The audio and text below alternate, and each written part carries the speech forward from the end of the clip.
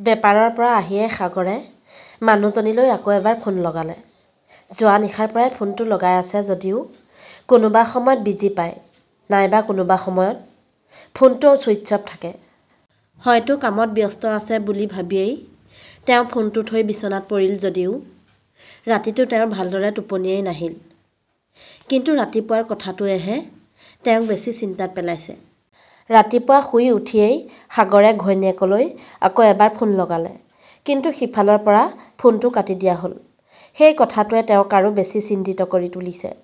চাহটোপা খায়েই বেপাৰলৈ ওলাই গৈছিল যদিও তেওঁৰ মন নবহিল। সেইবাবে সোনকালেই ঘৰলৈ উলটি আহিল। ঠেলাখন চোতালতেই থৈ সাগৰ মাটিতে লেপেটা খাই বহি ল'লে। ফোনটো হাতত লৈ কণ্টেক্ট লিষ্টখন উলিয়াই ঘৈণীয়েক মানসীলৈ আকৌ এবাৰ ফোন লগালে। ফোনটো ৰিং কৰি কৰি এটা সময়ত ফোনটো নিজেই কাট খাই গ'ল। ২-৩বাৰ একেৰাহে ফোনটো মাৰি থাকিল যদিও সিফালৰ পৰা একো উত্তৰ নাহিল। কি কৰোঁ কি নকৰোঁ তেওঁ একো ভাবি নাপালে। ওচৰ চুবুৰীয়াৰ আগত মনৰ কথাবোৰ ক'বলৈও আগতেই তেওঁ তাৰ বাট মাৰি থৈছে। ৩ বছৰৰ আগৰ সেই দিনটোলৈ তেওঁৰ আজি বৰকৈ মনত পৰিল। সাগৰ আৰু মানসীৰ মাজত ভালপোৱা চলি আছিল। ঘৰৰ সন্মতি নোহোৱাকৈয়ে মানসীক এদিন তেওঁ পলুৱাই লৈ আহিছিল। মানসীক বিয়া কৰোৱা বাবে সাগৰক মাক দেউতাকে ত্যায্যপুত্ৰ কৰি ঘৰৰ পৰা উলিয়াই দিছিল। তেতিয়াৰে পৰা ঘৰ এটা ভাড়া কৰি মানসী আৰু সাগৰ থাকিবলৈ ল'লে। মানসীৰ পঢ়া-শুনা যিহেতু আধৰুৱা হৈছিল আৰু তাতে তাই পঢ়া-শুনাত ভাল আছিল, সেইবাবে ভৱিষ্যতৰ কথা চিন্তা কৰি সাগৰে মানসীক কলেজতো নাম লগাই দিলে। ঘৰৰ সকলোৰে লগত ইতিমধ্যে সকলো সম্পৰ্ক শেষ হ'লেই। লগতে ওচৰ চুবুৰীয়াইও কলেজত নাম লগোৱা কথাটোক লৈ ইটিকিং কৰিলে। সেয়েৰ এইবোৰ পঢ়ি শুনি কৰিবনো কি? এনেয়ে টকাকেইটাহে পানীত পেলোৱা হ'ব। শেষত ঘৰৰ সেই ভাতৰ চৰুটোৱেই ধৰিব লাগিব। হ'বচোন দে, তাইও পঢ়িবলৈ ইচ্ছা কৰিছে, তাতে বয়সো বেছি হোৱা নাই। পঢ়ি শুনি কিবা এটা কৰিব পাৰিলে আমাৰ কষ্টবোৰ কমেই কিজানি। তেনেদৰেই সাগৰে সকলোৰে মুখবোৰ বন্ধ কৰিলে। সাগৰে আনৰ কথালৈ কাণ নিদিলে মাথো নিজৰ লক্ষ্যত উপনীত হ'বৰ বাবে বহু কষ্ট কৰি গ'ল। মানসীক একো অভাৱ নোপোৱাকৈ পঢ়াৰ খৰচ পাতি দি গ'ল। দুয়োৰে মাজত কিমান যে কল্পনা। আমাৰ ভাল দিন আহি আছে আৰু জানা মানসী। তুমি ডিগ্ৰীটো লোৱা, তাৰ পাছত তুমি চাকৰি এটা যোগাৰ কৰি লোৱাৰ পিছত আমি লাহে লাহে দুজনৰ পৰা তিনিজন হ'ম। মোৰ এই ঠেলাখন এৰি ময়ো ভাল কাম এটাত হাত দিব পাৰিম। মোৰ গোসাঁনীজনীয়ে মোৰ এই ঠেলাখনক লৈ লাজ কৰিব লগা নহয় আৰু। এইবুলি সাগৰে মানসীক দুহাতেৰে আঁকোৱালি ল'লে। মানসী তাৰ বুকুৰ মাজত সোমাই পৰিল। দিনবোৰ গৈ থাকিল। ৩ বছৰৰ পিছত মানসী ডিগ্ৰী লৈ ওলাই আহিল। মাৰ্কছবোৰ ভাল হোৱা বাবে ২-৩টামান ইণ্টাৰভিউ দিয়াৰ পিছতেই মানসীয়ে স্কুলৰ শিক্ষয়িত্ৰী পদ এটাত চাকৰি পালে।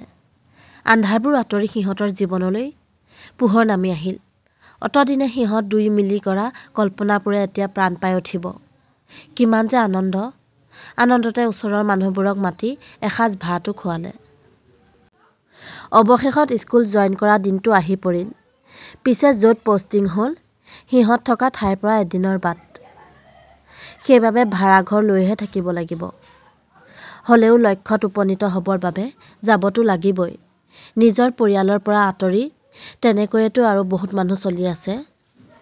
এনেকৈয়ে মানসীয়ে সাগৰক বুজনি দিলে। আজি ৰাতি সিহঁতে বহু কথাই পাতিলে। কাইলৈৰ পৰা সিহঁতে আৰু এইকণ সময় নাপায়। স্কুলৰ ওচৰতে ভাড়াঘৰ এটা চাই টালি টোপোলাৰে সৈতে আগদিনাই সাগৰে মানসীক থ'বলৈ ওলাল।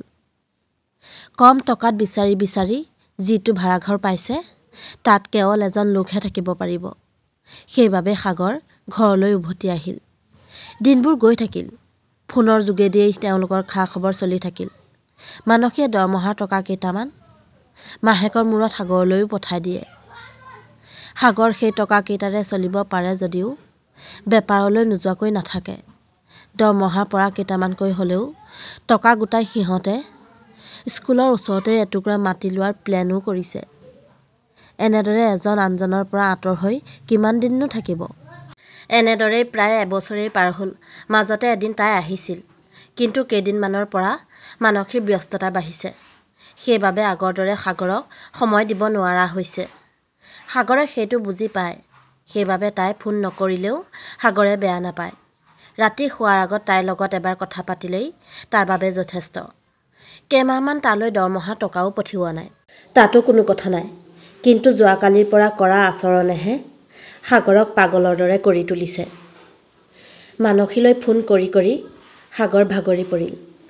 সিফালৰ পৰা কোনো প্ৰত্যুত্তৰ নাহিল। ওচৰৰ দেবেনৰ পত্নীৰ লগত মানসীৰ ভাল আছিল। স্কুলত জইন কৰাৰ পাছত ২-৩বাৰ ফোনো কৰিছিল। দেবেনৰ পত্নীয়ে কেনেবাকৈ কিবা গম পায় নেকি তাকে সুধিবলৈ বুলি সাগৰ যাবলৈ লৈছিলহে। তেনেতে সিফালৰ পৰা দেবেনৰ ল'ৰাটো তাৰ ফালে দৌৰি অহা দেখি সাগৰ তাতে ৰৈ দিলে। ল'ৰাটো উধাটো খাই আহি সাগৰৰ ওচৰত ৰৈ গ'ল।